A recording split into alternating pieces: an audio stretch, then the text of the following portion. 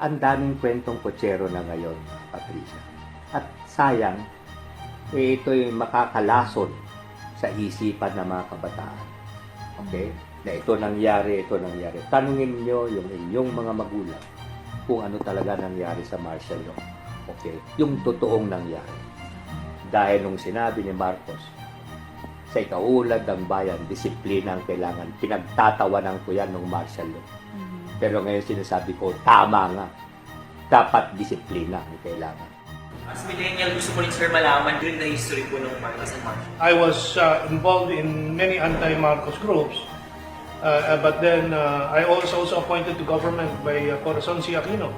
However, by 1990-91, I had a revision of my view already that the programs of Marcos were more faithful to the goals of our constitution, our people, our nation, so that started a transition to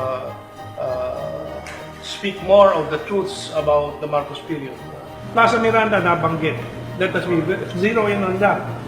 Everybody believed, even I, when I was young, I was in a car with several activists, and yung radyo, nagkukwento, nagre-report na tungkol sa Plaza Miranda.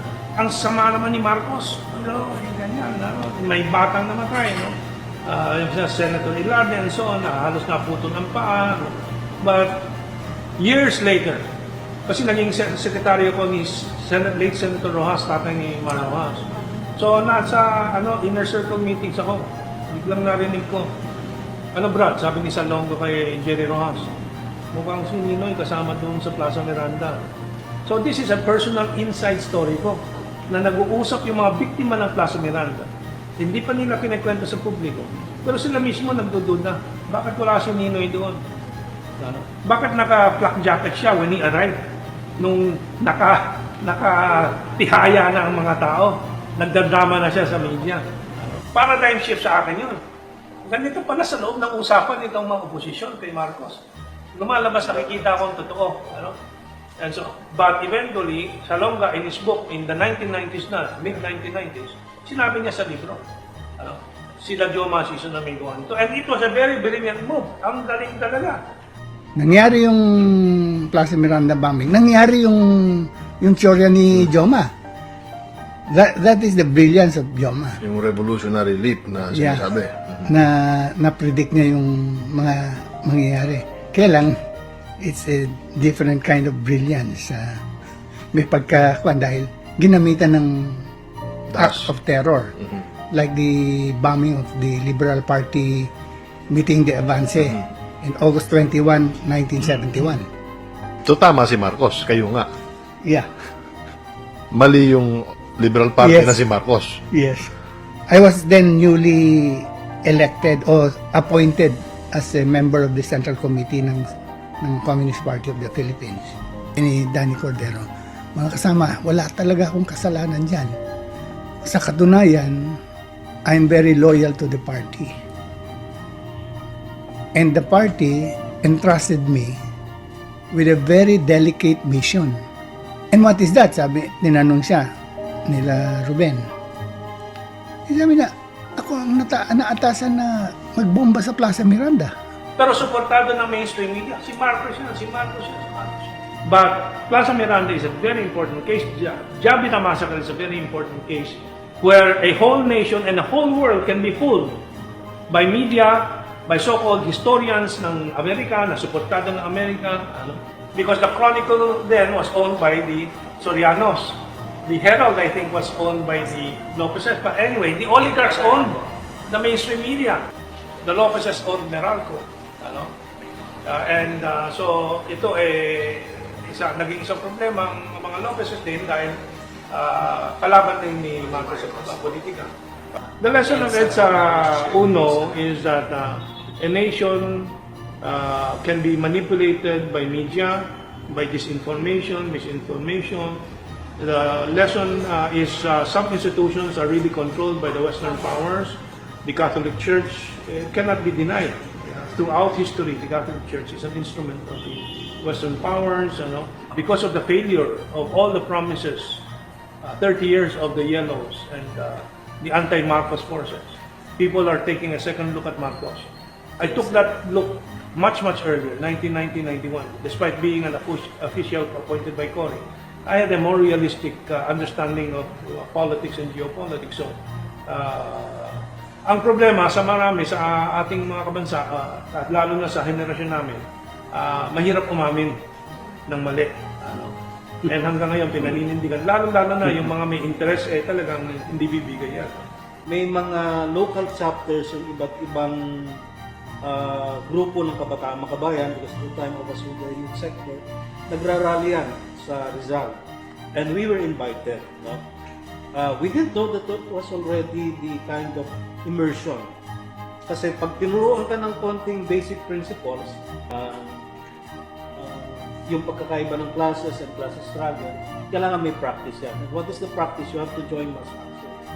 Mass action normally is in the form of rallies. Eventually, this is the platform. Pag medyo napukpukan na ng pulis, no? Dumugo yung ulo mo, hinabol ka, natirgas ka, and so on and so forth.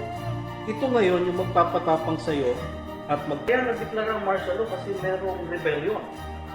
At pag sinabing may rebellion, merong grupo na organisado, armado, na gustong agawin ang gobyerno. Ganun lang naman kasunod yun. Kung gusto mong agawin ang gobyerno, therefore, nagdeklara ka ng gera laban sa gobyerno. So pag nagdeklara ka ng gera, gagarahin ka ng gobyerno. Because the government is duty-bound by its constitution to protect the state and to protect the people. So maglalaban na. Kaya kung ikaw ay nagdeklara ng gera laban sa gobyerno, bakit ka ngayon sisigaw ng human rights? Hindi ba ikaw ang nagdeklara ng gera? Ngayon, ang human rights ay ginagamit din yan bilang kalasag ng isang organisadong grupo katulad ng Communist Party of the Philippines. Master nila kasi yung left and right tactics. No? Meaning to say, ang kanang kamay mo ay may sandata, ito yung gumigera. Ang kaliwang kamay mo naman ay may shield. No? Ito yung kalasag. At ito naman ay composed of different organizations in different sectors. Maging sa kabataan ito, meron sila. At yun yung kabataan makabayan at the time. Maging sa mga sektor ng labor, meron sila. That is KMU. Itong mga grupong ito ay parte ng SEAL. Ito yung sumisigaw ng human rights. Ito yung sumisigaw na sila ay inalisan ng karapatang pantao and so on and so forth. Samantalang gumigera naman ang kanilang kanang kamay, which is the New People's Army. There is a real threat and people in the streets knows about the threat and they react to the leaders that they feel can address the threat. Ganoon naman minority naman yung nagsasabi ng panahon ni Marcos, na-torture kami. Na-torture kayo kasi nakipaggera kayo. Diba? Tapos yan, kukolekta kayo ng, ng damages. Ang dami nga sa mga dilaw, nagpalista Hindi naman nakakulong Hindi naman nakakulong sa pulis. Yung mga grupo ni Gaston ba? Gaston? Chito? Mga bandarambong yan. I mean, I'm sorry pero yun ang katotohanan. Hindi naman na nakakulong yung mga yan, hindi na-torture Bakit nila ipinasok yung mga pangalan niya sa listahan? Di gusto lang naman magnakaw ng mga yan. Diba? Gusto nilang kumulekta na hindi naman sila naghira. Samantalang marami mismo sa mga grupo ng talagang lumabang at naghirap na torture, hindi kumulekta.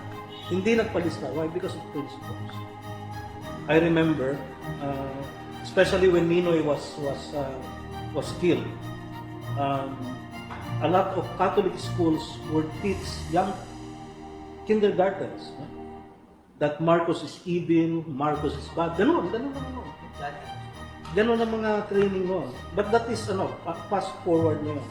Yun yung hindi ko pa masyadong nakita na gagawin ng hierarchy, ng Catholic hierarchy when I was with the Student Catholic Action. Because our advisors are Jesuit priests. So I have very high respect for those people. Pero ditong sa mga dilawan na ito, I have no respect for them. Isang magandang pagkakataon ng ating mga kapanayam ngayong araw na ito, si Father Conrado Balweg, ang pinuno po ng Cordillera Budong Administration at ng Cordillera People's Liberation Army. since the Cory administration, lumakas ang NPA. Kasi yung panahon ni Marcos, malapit na kami bumagsak noon eh. It was only the Cordillera Group that saved the situation. Pero nung dumating yung Cory administration, biglang lumakas yung NPA. Dahil pinalakas nga ng gobyerno, di ba? In the final analysis, it is the strength of the military that is vital in the defeat of the NPA. Pag hindi malakas yung militar, ay paano naman magkaroon ng lakas ng loob ang mamamayan para suportahan ng gobyerno o makiisa sa gobyerno dahil pinapatay din sila ng NPA. So in the end, it is the military that should be strengthened and supported by the whole government machinery as the principal force to go against the NPA. Kasi they always blame the government na the government has killed so many people.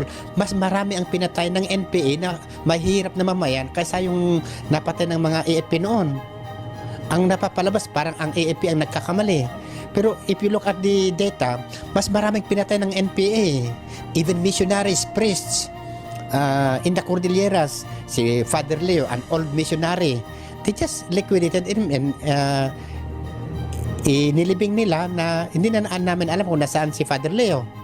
Yung mga Protestant pastors, yung mga tribal leaders na ang dami nilang pinatay, maski yung mga liquidation sa mga bata. Ay, ang dami. If you put together how many were killed by the NPAs in the Cordillera, is not even 50% of what was in the meantime killed sa crossfire by the AFP. Ni Marcos yung development of our own industries. At that time, we were producing our own mga tela. We have many textile industries. No? We were even growing grapes in Ilocos and in Mindanao. Sariling Yung iba, simula, maasim pa. Pero of course, you're starting to develop. Then, ang dami ng infrastructure projects for energy. Unhappy ang Amerikano sa mga ginawa ni Marcos, no? Yung pagbawas sa kanilang poder sa Pilipinas. At the same time, the local oligarchs. I cannot do it. Maghanap uli kayo ng Marcos. Or someday, somehow, somewhere, that fellow will be elected in the generations to come.